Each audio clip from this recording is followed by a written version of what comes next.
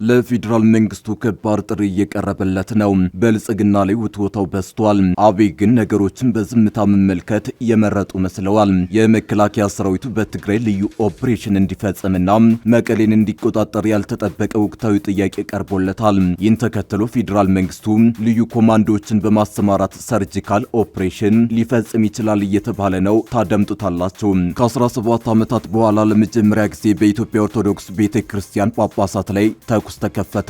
አንድ የቤተ ክርስቲያኑ አባት 3 ጥይቶች ተተኮሱብን ሲሉ ስለ ተኩስ እሩምታው ለመጀመሪያ ጊዜ ተናግረዋል። በዝርዝር እነግራቸዋለን። ህገወጥ የሲቪል ሰዎች ግድያ፣ የዘፈቀደና የተራዘመ ስር፣ አስገድዶ መሰወርና ጠለፋ እንዲሁም ማሰቃየትና ኢሰብአዊ አያያዝ በቀጣዮቹ 5 ዓመታት ለሰብአዊ መብቶች ትግበራ ዋና ዋና ስጋቶች እንደሚሆኑ ተቋሙ ተነበየ።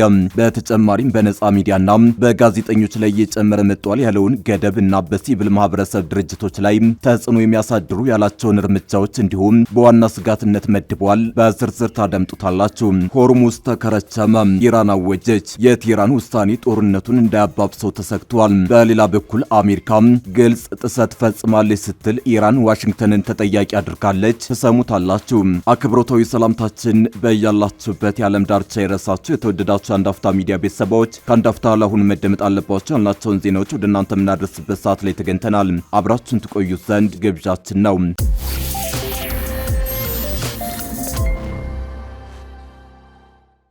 ለፌዴራል መንግስቱ ከባድ ጥሪ እየቀረበለት ነው። ብልጽግና ላይ ውትወታው በዝቷል። አብይ ግን ነገሮችን በዝምታ መመልከት የመረጡ መስለዋል። የመከላከያ ሰራዊቱ በትግራይ ልዩ ኦፕሬሽን እንዲፈጽምና መቀሌን እንዲቆጣጠር ያልተጠበቀ ወቅታዊ ጥያቄ ቀርቦለታል።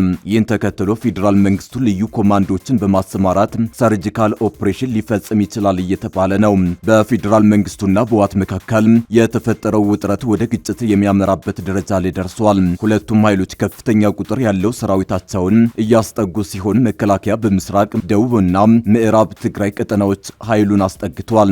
በተጨማሪም ሁለቱም ተቀናቃኞች በአዲስ አበባና መቀሌ ባሉ የፕሮፓጋንዳ ማሽኖቻቸው በኩል ፈር የለቀቀ ሆድ የሚነፋ ፕሮፓጋንዳ እያሰራጩ ነው። ብልጽግና ህወሓትን ባንዳና የባዕዳን ተላላኪ እያለ መፈረጅን የተያያዘው ሲሆን ህወሓትን ብልጽግና ጠላት ነው፣ ጄኖሳይዳል ኃይል ነው የሚል እየተፈራረጁ ነው። ይህ አካሄድም ሁለቱ ኃይሎች በሰራዊትም በሚዲያ ግንባርም ለጦርነት እየተዘጋጁ መሆኑን አመላካች ነው። አዲስ አበባ የከተሙ የቀድሞ ህወሓት አመራሮችም የፌዴራል መንግስቱ በአስቸኳይ ህወሓት ላይ እርምጃ እንዲወስድ እየወተወቱ ነው። የትግራይ እናቶች ከጸሎት አልፈው የክልሉ መንግስት ንብረቶች ላይ ድንጋይ መወርወር ጀምረዋል። አዲስ አበባ ሰሚት ላይ ከክልሉ የመጡ ወጣቶች በየጎዳናው እጃቸውን እየዘረጉ እንደሆነ የትግራይ ተወላጆች በየድረገጹ እየተናገሩ ነው። አሜሪካና የአውሮፓ ኤምባሲዎች በየሳምንቱ ህወሓትን እያወገዙ ነው። ታዋቂ የትግራይ ተወላጆችና ፖለቲከኞች መንግስት ጣልቃ እንዲገባ ተደጋጋሚ ጥሪ እያቀረቡ ነው። ይህም መከላከያና ህወሓት ወደ ፉል ስኬል ጦርነት ይገባሉ ተብሎ ሲጠበቅ የነበረ ቢሆንም አሁን ግን መሬት ላይ ያሉ እውነታዎች እየተቀየሩ መምጣታቸውን ነው የሚያሳየው። ምናልባትም የኢፌዴሪ መንግስት ጥቂት ልዩ ኮማንዶዎችን ተጠቅሞ ዋና ዋና የህወሓት አመራሮችን ብቻ ኢላማ ያደረገ አጭር ኦፕሬሽን ሊያደርግ እንደሚችል ብዙዎች ግምታቸውን እያስቀመጡ ነው። መንግስት በክልሉ ቁልፍ የህወሓት ወታደራዊና ፖለቲካዊ አመራሮች ላይ ያነጣጠረ ኦፕሬሽን ሊፈጽም እንደሚችል እየተናገሩ ነው። ክራይሲስ ግሩፕ ከወራት በፊት ባወጣው ሪፖርቱ የፌዴራል መንግስት በቀጣይ በትግራይ 3 አይነት እርምጃዎችን ሊወስድ ይችላል በሚል ትንተናውን አስቀምጦ ነበር። ከሶስቱ ግምቶች መካከልም አንዱ ፌዴራል መንግስቱ በትግራይ ወደ ሙሉ ጦርነት ከመግባት ይልቅ ወታደራዊ ስፍራዎች ላይ ያነጣጠሩ ኢላማዎችን በመምታት የአየር ድብደባ ሊፈጽም ይችላል የሚለው አንዱ ነው። በቅርቡ በመቀሌ ሰማይ ስር የታየው ተደጋጋሚ የጦር ጀት ቅኝትም ፌዴራል መንግስቱ የህወሓትን አመራሮችና ወታደራዊ ስፍራዎች ላይ ያነጣጠረ እርምጃ ሊወስድ ይችላል የሚለውን ግምት ከፍ የሚያደርግ ሆኗል።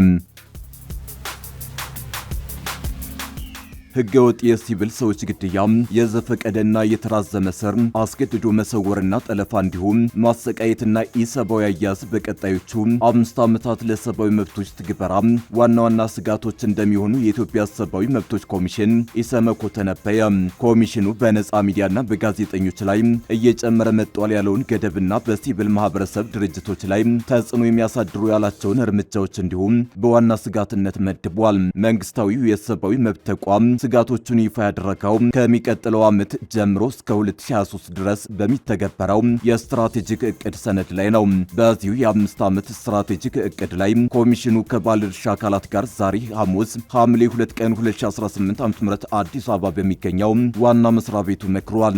ኢሰመኮ እቅዱን ያዘጋጀው በፍጥነት እየተለዋወጠ ላለው የሰብአዊ መብቶች ሁኔታ ምላሽ ለመስጠት እንደሆነ አመልክቷል። ከዚህ በተጨማሪም የሰብአዊ መብት ተሟጋች ተቋሙ ወቅታዊም ሆነ አዳዲስ ተግዳሮቶችን ለመቋቋም በሚያስችል ቁመና ላይ እንዲገኝ ለማድረግ በማለም እቅዱ መዘጋጀቱ በሰነዱ ላይ ተጠቁሟል። አዲሱ ሰነድ በቀደመው ስትራቴጂክ ዘመን የተገኙ ልምዶችን ግምት ውስጥ ያስገባ በኢትዮጵያ የሰብአዊ መብቶች ምህዳር ላይ የተከሰቱ ለውጦችን የሚያንጸባርቅና ኮሚሽኑ በሕግ ከተሰጠው ተልዕኮ ጋር እንዲጣጣም በማድረግ የተዘጋጀ እንደሆነ ተገልጿል። ኢሰመኮ በሕግ ከተሰጡት ተልዕኮዎች መካከል የሰብአዊ መብቶች ጥሰቶችን መመርመር እንዲሁም ተጠያቂነትንና የሕግ የበላይነትን ለማጠናከር አስተዋጽኦ ማድረግ የሚሉት ይገኙበታል። ኢሰመኮ ባለፉት 4 ዓመታት ሲተገበር በቆየው ስትራቴጂክ እቅድ በአብዛኞቹ ዋና ተልዕኮዎቹ ጠንካራ ውጤቶችን ማስመዝገቡን የኮሚሽኑ ዋና ኮሚሽነር አቶ ብርሃኔ አዴሎ ገልጸዋል። በተለይም በሰብአዊ መብቶች ትምህርት፣ በአቤቱታ ቀበላና ምላሽ አሰጣጥ፣ በክትትል፣ በምርመራ፣ በሕግና ፖሊሲ ማሻሻያ እንዲሁም በተቋማዊ እድገት ከፍተኛ አፈጻጸም አሳይቷል ብለዋል አቶ ብርሃኑ። የቀደመው የተቋሙ ስትራቴጂ እቅድ የሸፈነው ጊዜ በኢትዮጵያ የቅርብ ጊዜ ታሪክ ውስጥ እጅግ ፈታኝና የተለያዩ ለውጦች በብዛት ከተስተዋሉባቸው ወቅቶች አንዱ ነበር ሲል ኢሰመኮ በአዲሱ ሰነዱ ላይ አስፍሯል። ግጭት፣ መፈናቀል፣ ሰብአዊ ቀውሶች፣ የፖለቲካ ሽግግር እንዲሁም እያደገ የመጣው የሕዝብ ተጠያቂነትን የማስፈን ጥያቄ ለሰብአዊ መብቶች መከበር ጉልህ እንቅፋቶችንም ሆነ እድሎችን ፈጥረዋል ሲልም ሰነዱ ያለፉትን 4 ዓመታት ሁኔታ ገምግሟል። ኢትዮጵያ ኢንሳይደር የተመለከተችው ይኸው ሰነድ አሁን ያለው የኢትዮጵያ ሰብአዊ መብቶች ገጽታና በቀጣዩ 5 ዓመታት የሚኖሩ ጉዳዮችንም የዳሰሰ ነው። አዲሱ የስትራቴጂክ ሰነድ በኢትዮጵያ ያለው የሰብአዊ መብቶች ሁኔታ እንደ ግጭት፣ አስተዳደራዊ ተግዳሮቶች፣ የእኩልነት መጓደል፣ የህዝብ ቁጥር እድገት፣ የኢኮኖሚ ጫናዎች፣ የቴክኖሎጂ ለውጥና አካባቢያዊ ስጋቶችን በመሳሰሉ ጉዳዮች ውስብስብ መስተጋብር የሚወስን ነው ሲል ያስገነዝባል። እነዚህ ሁኔታዎች በሰብአዊ መብቶች ጥበቃ ተጠያቂነትን በማረጋገጥ እንዲሁም በአገልግሎት አሰጣጥ ዘርፍ ኃላፊነት ባላቸው ተቋማት ላይ ጉልህ ሚና እንደሚያሳድሩ ያትታል። የሰብአዊ መብቶች ሁኔታዎቹ በአንድ ጊዜ ተመሳሳይ ሰዎችንና ማህበረሰቦችን በመንካት የተደራረቡ የተጋላጭነትና የመገለል ሁኔታዎች እንደሚፈጥሩ ሲልም በስትራቴጂክ ሰነዱ ላይ ሰፍሯል። ሰነዱ ከመጪው 2019 ዓ.ም ጀምሮ በሚከተሉት 5 ዓመታት በሰብአዊ መብቶች ትግበራ ላይ ከፍተኛ ተጽዕኖ ይኖራቸዋል ተብለው የሚጠበቁ በሚል የዘረዘራቸው 5 ጉዳዮችን ነው። ከተጽዕኖ አሳዳሪ ጉዳዮች መካከል በቀዳሚነት የተጠቀሰው ግጭት፣ የጸጥታ ችግርና መፈናቀል ነው።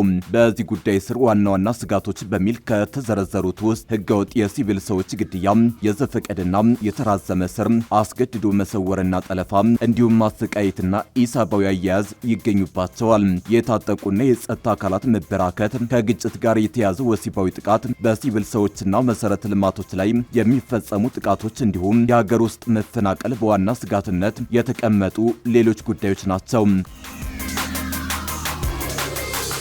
ከ17 ዓመታት በኋላ ለመጀመሪያ ጊዜ በኢትዮጵያ ኦርቶዶክስ ቤተክርስቲያን ጳጳሳት ላይ ተኩስ ተከፈተ።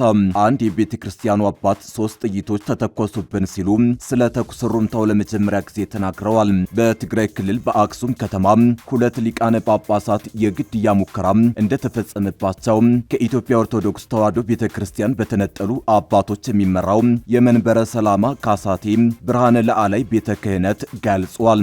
ቤተ ክህነቱ የግድያ ሙከራ ሲል የጠራው የማክሰኞ ሰኔ 30 ቀን 2018 ዓ.ም ክስተት ያነጣጠረው በብፁዕ አቡነ ናትናኤልና በብፁዕ አቡነ አረጋዊ ላይ እንደሆነ አስታውቋል። ቤተ ክህነቱ ረቡዕ ባወጣው መግለጫ በሁለቱ አባቶች መኖሪያ ቤት ላይ ተኩስ የተከፈተው ሌሊት 6 ሰዓት ተኩል እንደሆነ ጠቅሷል።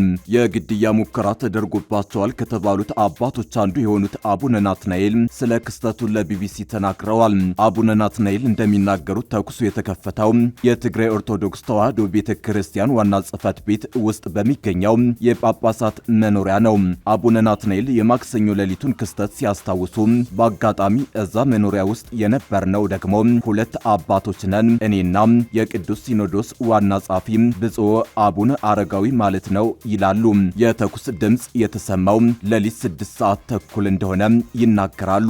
ከተኩሱ በኋላ ምንድነው ብለን ስንወጣ አንድ ጥይት ከቤታችን ማረፊያ ክፍላችን ላይ በተለይ አቡነ አረጋዊ ያረፉበት ማረፊያ ክፍል ህንጻው ላይ አርፎ በተወሰነ መልኩ ህንጻውን ንዶ ግማሽ ብሎኬት ተገንጥሎ ወድቋል ሲሉ የተመለከቱትን ገልጸዋል። በአጠቃላይ 3 ጥይቶች እንደተተኮሱ የሚናገሩት አቡነ ናትናኤል ከዚህ ውስጥ አንዱ በሲኖዶሱ ዋና ጻፊ ማደሪያ ላይ ማረፉን አስረድተዋል። ግቢ ውስጥ የነበሩ የጥበቃ አባላት ተኩስ የከፈተው ሰው በዛ በኩል ሆኖ አነጣጥሮ ተኩሶብን አምልጦ ሄደ የሚል ምላሽ እንደሰጧቸው አስታውሰዋል። ዋርድያዎቹ አንዱ እኔ ተከትየው ሂጄ ነበር፣ ግን አላገኘሁትም፣ አልደረስኩበትም፣ ዝም ብዬ እዛ ሁኜ ግን አንድ ጥይት ወደ ሰማይ ተኩሻለሁ የሚል ሐሳብ ነው የሰጠን ሲሉ ያገኙትን ምላሽ ጠቅሰዋል። እስከ 7 ሰዓት ተኩል ምን እንደተፈጠረ ሲጠይቁ ከቆዩ በኋላ ወደ ማረፊያቸው መመለሳቸውን ገልጸዋል። ወደ ራሳችን ስራ ወደ ጸሎታችን ተመልሰናል። ሲነጋ የቅድስት ከተማ አክሱም የፖሊስ አባላትን የጸጥታ ክፍሉ ሁሉም መጥተው የተደረገውን ነገር አይተው የምርመራ ስራቸውን ጀምረዋል ማለት ነው ሲሉ የጸጥታ አካላት ወደ ስፍራው የመጡት በማግስቱ እንደሆነ ጠቅሰዋል። የአክሱም ከተማ ፖሊስ በሊቃነ ጳጳሳቱ መኖሪያ ላይ ጥይት ተኩሰዋል የተባሉ 3 ተጠርጣሪዎች በቁጥጥር ስር መዋሉን ትናንት ምሽት ትግራይ ቴሌቪዥን ዘግቧል። የአክሱም ከተማ ፖሊስ የወንጀል ምርመራ ኃላፊ አሰፋ ገብረ ማርያም በአባቶቹ መኖሪያ ላይ የተተኮሰው አንድ ጥይት መሆኑን ገልጸዋል። በትግራይ ቴሌቪዥን ዘገባ ላይ የተጠቀሱት የከተማዋ የወንጀል ምርመራ ኃላፊ በተደረገው ማጣራት ድርጊቱን በጥበቃው እንደተፈጸመ ማረጋገጡን ተናግረዋል። ጥበቃውን ጨምሮ 3 ተጠርጣሪዎች በቁጥጥር ስር ውለው ምርመራ እየተደረገ መሆኑንም ገልጸዋል። ሆርሙዝ ተከረቸመ። ኢራን አወጀች። የቴህራን ውሳኔ ጦርነቱን እንዳያባብሰው ተሰግቷል። በሌላ በኩል አሜሪካ ግልጽ ጥሰት ፈጽማለች ስትል ኢራን ዋሽንግተንን ተጠያቂ አድርጋለች። የኢራን እስላማዊ አብዮታዊ ዘብ የሆርሙዝ ወሽመጥ በቁጥጥሩ ስር መሆኑን አስታውቋል። የኢራን እስላማዊ አብዮታዊ ዘብ የሆርሙዝ ወሽመጥ በሀገሪቱ ኃይሎች ቁጥጥር ስር እንደሚገኝ ባወጣው መግለጫ አስታውቋል። የሆርሙዝ ወሽመጥን ደህንነት በቁጥጥሩ ስር እንዳዋለና በቀጣይ 2 ሳምንታት ቀስ በቀስ መተላለፊያው እንደሚከፈት ይፋ አድርጓል። ለኢራን እስላማዊ አብዮታዊ ዘብ ቅርብ የሆነው ታስኒም እንደዘገበው በሆርሙዝ ወሽመጥ ያለው እንቅስቃሴ ከጦርነቱ በፊት ከነበረው አንጻር ወደ 50% እንደሚደርስ ተገልጿል። ከኢራን ፍቃድ ያገኙ መርከቦች እንቅስቃሴ እየጨመረ መሆኑን አስታውቋል። የውጭ ኃይሎች በዚህ መሬትና በሆርሙዝ ወሽመጥ ላይ መብት እንደሌላቸው በድጋሚ እንገልጻለን ሲል የኢራን እስላማዊ አብዮታዊ ዘብ ተናግሯል። በሆርሙዝ ወሽመጥ አስተዳደር ጣልቃ መግባት አውዳሚ ምላሽ የሚያስከትል ነው ሲልም አስጠንቅቋል። የቢቢሲ መረጃ ማጣሪያ ቢቢሲ ቬሪፋይ ባገኘው መረጃ መሰረት ትናንት በሆርሙዝ ወሽመጥ በኩል 23 መርከቦች አልፈዋል። በሌላ በኩል ኢራን የተኩስ አቁም ስምምነቱ ላይ አሜሪካ ግልጽ ጥሰት ፈጽማለች ስትል ከሳለች። የኢራን የውጭ ጉዳይ ምክር ቤት አሜሪካ ሰኔ ላይ የተፈረመውና ጊዜያዊ ተኩስ አቁም ያስገኘው የመግባቢያ ስምምነት ክፍሎች ላይ ግልጽ ጥሰት ፈጽማለች ሲል ከሷል።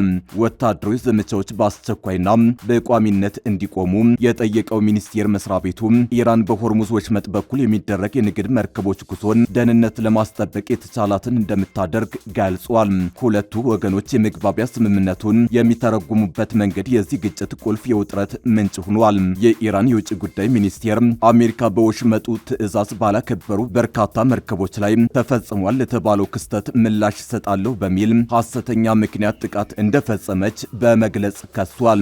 አሜሪካ ከዚህ ቀደም ኢራን በወሽመጡ የሚጓዙ 3 መርከቦች ላይ ጥቃት በመፈጸም የተኩስ አቁሙ ላይ ግልጽ ጥሰት ፈጽማለች የሚል ክስ አቅርባ ነበር።